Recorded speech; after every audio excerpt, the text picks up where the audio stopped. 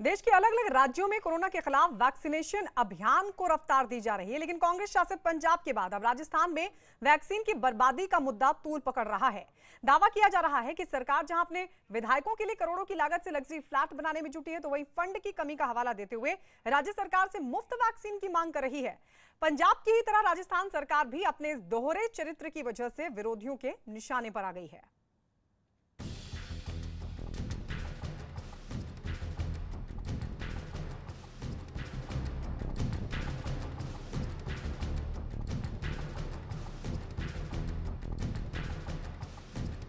चौवालीस आयु वर्ग के बीच के जो लोग हैं उनमें हमारा वेस्टेज 0 है।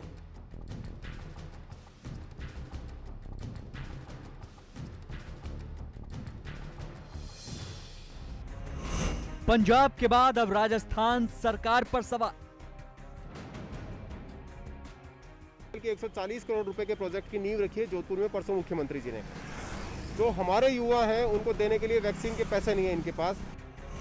वैक्सीनेशन के मुद्दे पर घिरी गहलोत सरकार। विरोधियों का गहलोत सरकार पर करारा वार। राहुल गांधी जी कहते थे वैक्सीनेशन कहां गई, वैक्सीनेशन कहां गई। राहुल गांधी जी राजस्थान में कचरे के ढेर में कांग्रेस की सरकार ने फेंक दी, गड्ढों में गाड़ दी गई।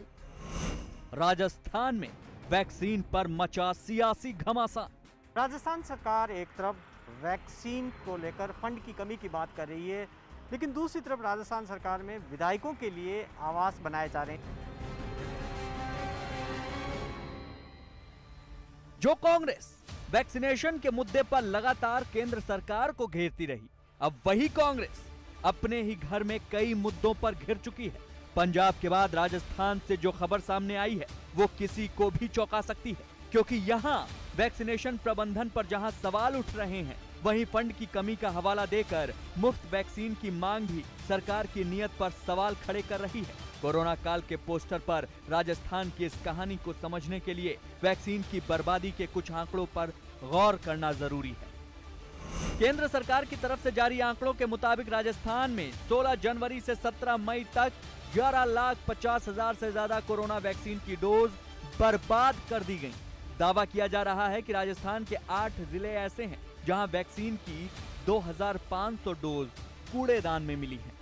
केंद्र सरकार ने आरोप लगाया कि राजस्थान ने 11.5 लाख से ज्यादा डोज बर्बाद किए और जिलेवार जो डिटेल बताई गई है केंद्र सरकार की ओर से और एक अखबार की ओर से भी दावा किया गया कि कई जिलों में वेस्टेज 39% तक हुई है। राजस्थान सरकार ने जवाब में आंकड़े जारी किए और दावा किया गया कि जिन 8 जिलों के अंदर सबसे ज्यादा वैक्सीन वेस्टेज की बात की जा रही है, वो कोविन ऐप के अंदर एंट्री ठीक नहीं थी। वो राजस्थान सरकार का दावा है कि कोविन ऐप में आंकड़े अपडेट करने के बाद में अब जो वेस्टेज आ रहा है वो काफी कम है दावों के मुताबिक। वैक्सीन की बर्बादी को लेकर राज्य सरकार ने क्या रवैया अपनाया, इसकी भी तस्दीक राजस्थान के जिलों से आए आंकड़े साफ कर रहे हैं। चूरू में 39% वैक्सीन की डोज बर्बाद हुई। हनुमानगढ़ में 25% वैक्सीन की डोज किसी काम नहीं आ सकी। भरतपुर में 17% वैक्सीन बर्बाद हुई। कोटा में भी 17% वैक्सीन लोगों के काम नहीं आई। चित्तौड़गढ़ में 12% वैक्सीन बर्बाद हुई। जालौर में 10% वैक्सीन बर्बाद हुई। सीकर में 9% वैक्सीन बर्बाद हुई। अलवर में 8% वैक्सीन किसी काम नहीं आई। धौलपुर में 8% वैक्सीन बर्बाद हुई। अजमेर में 7% वैक्सीन बर्बाद हुई। दौसा में भी 7% और सवाई माधोपुर में 6% वैक्सीन बर्बाद हुई। यही नहीं, इन जिलों के अलावा ऐसे तमाम जिले हैं जहां वैक्सीन की भारी बर्बादी हुई है। राजस्थान में वैक्सीन बर्बादी के कुल औसत की बात करें तो यहां जनवरी से मई तक जारी आंकड़ों के मुताबिक 7% वैक्सीन बर्बाद हो चुकी है। वहीं राजस्थान सरकार का इस मामले में कुछ और ही कहना है। राज्य सरकार का दावा है कि राज्य में सिर्फ 2% वैक्सीन ही बर्बाद हुई है। अब तक 1,67,000 लोगों का वैक्सीनेशन किया जा चुका है। राज्य में वैक्सीन की कमी की वजह से कई सेंटर बंद हैं। 18 से 45 साल के लोगों के लिए वैक्सीन की किल्लत है। साथ ही राज्य सरकार का ये भी आरोप है कि केंद्र से वैक्सीन की सप्लाई नहीं हो रही है। 44 आयु वर्ग के बीच के जो लोग हैं उनमें हमारा वेस्टेज 0 है और 45 साल से अधिक के लोगों का वेस्टेज हमारा 2% है। भारत सरकार ने भी 10% वेस्टेज को अनुमति किया है और राष्ट्रीय औसत 6% का है वेस्टेज का। तो इस हिसाब से कोविड वैक्सीनेशन में राजस्थान देश भर में नंबर 1 स्थान पे है। जब देश के लोग जान बचाने के लिए सोच रहे हैं, कांग्रेस की सरकारें पैसा बनाने के लिए सोच रही हैं। पीएम केयर्स के माध्यम से जो वेंटिलेटर पहले दिए गए, पंजाब में मिट्टी खाते रहे, इस्तेमाल नहीं किए गए। राजस्थान के भरतपुर में देखा गया कि किस तरह से किस तरह से प्राइवेट अस्पतालों को दे दिया गया। और अब नहीं, जो राहुल गांधी जी कहते थे वैक्सीनेशन कहां गई, राहुल गांधी जी राजस्थान में कचरे के ढेर में कांग्रेस की सरकार ने फेंक दी, गड्ढों में गाड़ दी गई, लेकिन गरीब जनता को आपकी सरकार ने नहीं। उधर वैक्सीन की बर्बादी का मुद्दा विपक्ष ने लपक लिया है। राजस्थान में नेता प्रतिपक्ष गुलाब चंद्र कटारिया ने इस मामले में अशोक गहलोत सरकार को चिट्ठी लिखकर जांच की मांग की है। साथ ही दोषियों के खिलाफ कड़ी कार्रवाई की भी मांग की है। कटारिया साहब, राज्यपाल ने जांच के आदेश दिए जो वैक्सीन के वेस्टेज को लेकर। दूसरी तरफ राजस्थान सरकार तो कह रही है कि मुफ्त वैक्सीन उनको मिलनी चाहिए जो सेंट्रल गवर्नमेंट की।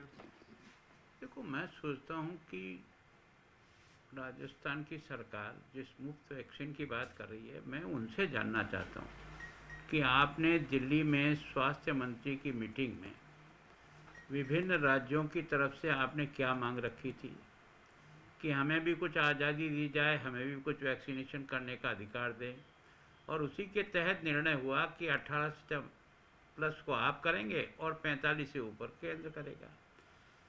और आपने ये 3000 करोड़ रुपए की राशि इसके लिए क्यों रखी?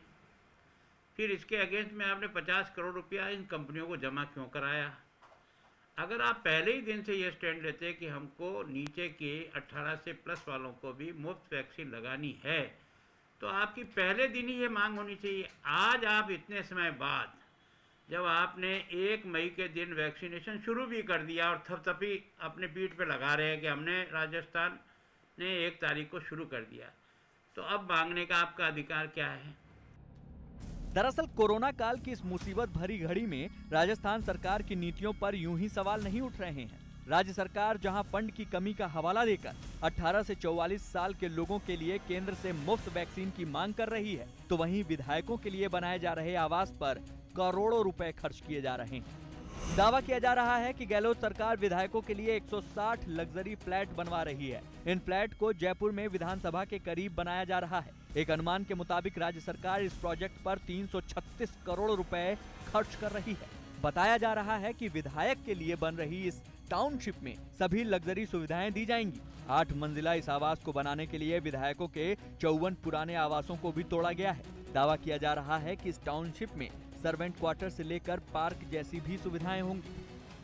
राजस्थान सरकार एक तरफ वैक्सीन को लेकर फंड की कमी की बात कर रही है, लेकिन दूसरी तरफ राजस्थान सरकार में विधायकों के लिए आवास बनाए जा रहे हैं। ये राजस्थान विधानसभा की तस्वीर है और राजस्थान विधानसभा के ठीक सामने विधायकों के लिए आवास बनाया जा रही है। यहाँ पहले पुराने बंगलो थे, 54 थे, उनको तोड़ा गया, डिसमेंटल किया गया। उसके बाद में अब यहाँ विधायकों के लिए 160 फ्लैट बनाए जा रहे हैं।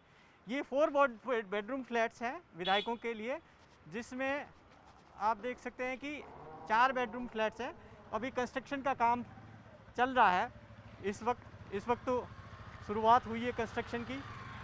तकरीबन 336 करोड़ की लागत आएगी पूरे इस निर्माण पे। यहाँ पर सभी सुविधाएं यहाँ पर लगभग उसमें दी जाएगी और ठीक विधानसभा के सामने काफ़ी लग्जरी फ्लैट्स होंगे, जिनके लिए राजस्थान आवासन मंडल इस वक्त इन फ्लैट्स को बना रहा है। हालांकि कोरोना के चलते बाकी काम बंद है, लेकिन क्योंकि विधायकों से जुड़ा हुआ मसला है, उनके लिए आवास बनाने, इसलिए कंस्ट्रक्शन पूरी तरीके से चालू है यहाँ पर और आवास बनाए जा रहे हैं। राजस्थान सरकार की इसी दोहरी नीति पर बीजेपी ने गहलोत सरकार को घेर लिया है, जबकि कांग्रेस भी इस मुद्दे पर अब अपनी सफाई दे रही है। राजस्थान में जिस तरीके से कल जेडीए ने शिलान्यास किया आवासों का, और उसको यदि वैक्सीन के खरीदने में लगाते तो ये कोई भी कह सकता है कि उनको उस पैसे को उसमें लगाना चाहिए, लेकिन वैक्सीन के मामले में भी जो 600 करोड़ रुपए विधायकों के लिए, उसका तो जवाब दें। कम से कम उनके क्षेत्रों में तो वैक्सीनेशन कराएं खरीद के। ये कब का चालू किया हुआ है? वसुंधरा जी का प्लान है ये। कांग्रेस इसको इम्प्लीमेंट कर रही है। पहले ये प्लान बीजेपी के शासन में ही बना था, आपकी जानकारी नहीं होता आप पता लगा लेना। एमएलएज को जब जीर्ण शीर्ण आवास हो गए तो क्या राज्य सरकार की ड्यूटी नहीं है कि विधायक को रहने के लिए जगह दी जाए? फिर भी हम पैसे या बजट के आधार के ऊपर किसी को भी वैक्सीनेशन नहीं लगे ऐसा नहीं होने देंगे। बीजेपी नेता लक्ष्मीकांत भारद्वाज ने भी कांग्रेस के इस रवैये पर सवाल खड़े किए हैं। लक्ष्मीकांत जी, आप बताएं कि कल प्रदर्शन किया था कांग्रेस ने, कहा कि मुफ्त वैक्सीन उनको देनी चाहिए केंद्र सरकार को और बजट नहीं है। देखिए, यही तो डबल स्टैंडर्ड है। कोरोना की वैक्सीन हमारे युवाओं को देने के लिए इनके पास पैसे नहीं है और अपने लग्जरी फ्लैट्स बनाने के लिए इन्होंने 300 करोड़ रुपए खर्च कर दिए। और न केवल ये फ्लैट के लिए पैसे खर्च किए बल्कि 140 करोड़ रुपए के प्रोजेक्ट की नींव रखी है जोधपुर में परसों मुख्यमंत्री जी ने। जो हमारे युवा हैं उनको देने के लिए वैक्सीन के पैसे नहीं है इनके पास, और जो अपने लग्जरी फ्लैट बनाने के लिए इनके पास पैसे हैं ये सब। और देखिए, थोड़े देर पहले इन्होंने सेंट्रल विस्टा पे किस तरह का इन्होंने प्रोपेगेंडा खड़ा किया था, सेंट्रल विस्टा को लेकर किस तरह बदनाम करने की कोशिश की थी। कोविड के खिलाफ जो लड़ाई चल रही थी सेंट्रल गवर्नमेंट की, उसको सेंट्रल विस्टा के नाम पर बदनाम करने की कोशिश इन्होंने की थी। लेकिन आज इनका डबल स्टैंडर्ड सामने आ रहा है कि अपने लग्जरी फ्लैट बनाने के लिए शहर के सबसे पोश एरिया में जहाँ अरबों रुपए की जमीन है उसके ऊपर ये पोश एरिया में अपना लग्जरी फ्लैट बना रहे हैं। दरअसल अभी तक कांग्रेस लगातार केंद्र सरकार की वैक्सीन पॉलिसी और सेंट्रल विस्टा जैसे प्रोजेक्ट पर सवाल उठा रही थी, लेकिन पंजाब के बाद राजस्थान में जिस तरह से वैक्सीन की बर्बादी का मुद्दा उठा है उसने कांग्रेस को बैकफुट पर ला दिया है। यही वजह है कि पार्टी से इन मुद्दों पर जवाब देते नहीं बन रहा है, जबकि बीजेपी इन्हीं मुद्दों के चक्रव्यूह के जरिए कांग्रेस को घेरने में जुटी है।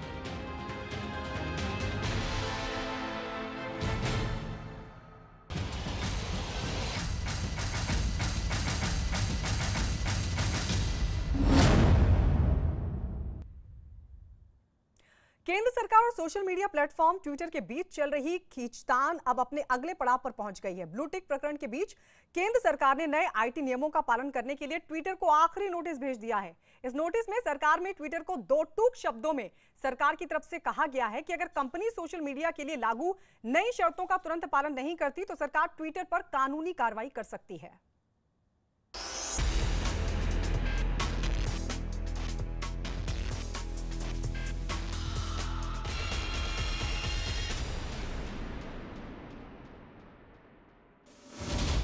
ब्लू टिक पर मचे घमासान के बीच केंद्र सरकार का ट्विटर को नोटिस।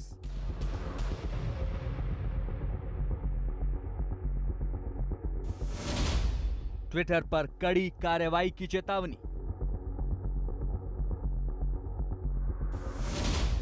नए नियमों का पालन करने का आदेश।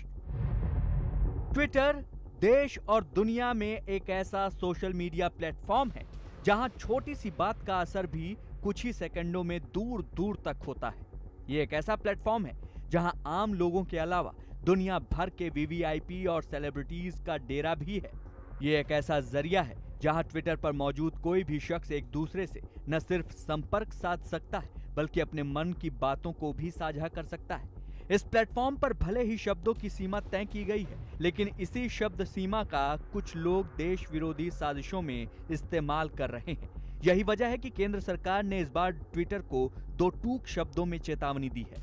और ये चेतावनी इसलिए क्योंकि सोशल मीडिया पर सनसनी बटोरने और देश की संप्रभुता को खतरे में डालने वाले लोगों ने भी इसे एक हथियार के तौर पर इस्तेमाल किया है। इसीलिए ब्लू टिक पर छिड़े घमासान के बीच सरकार ने सोशल मीडिया प्लेटफॉर्म ट्विटर को फाइनल नोटिस दिया है।